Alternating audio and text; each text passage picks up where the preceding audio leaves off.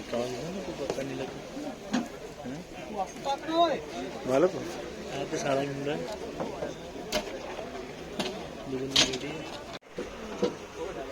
राजौरी की सड़कों पर होने वाले हादसात में कमी आती नजर नहीं आ रही है और आए दिन कोई न कोई सड़क हादसा यहां जान व माल के नुकसान की वजह बनता है। फिलहाल मैं राजौरी शहर से सटे हुए खांडली पुल इलाका में खड़ा हूं, जहां आप मेरे पीछे देख पा रहे हैं कि एक टेम्पो जो बुद्धल से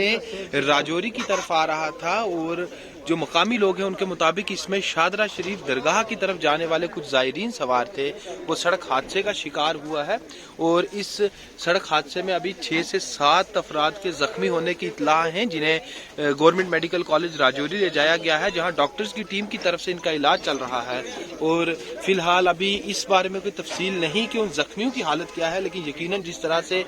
गाड़ी की सूरत हाल है उससे यही लगता है कि जख्मी को ज्यादा जख्म आए होंगे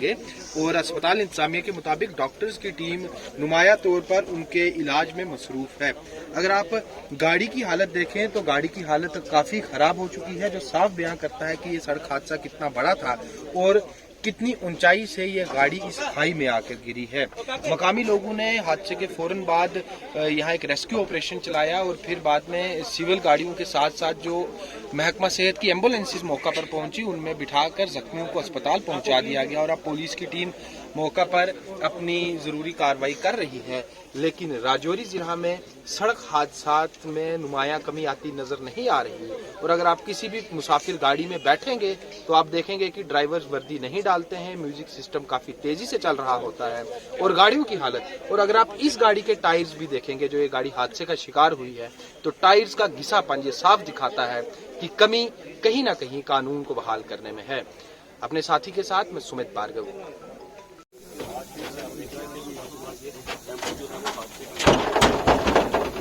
टेम्पू जो है वो बहुत की तरफ से शादरा शरीफ की तरफ जा रहा था और उसमें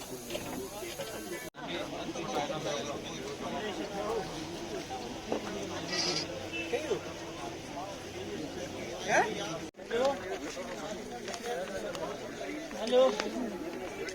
हेलो हेलो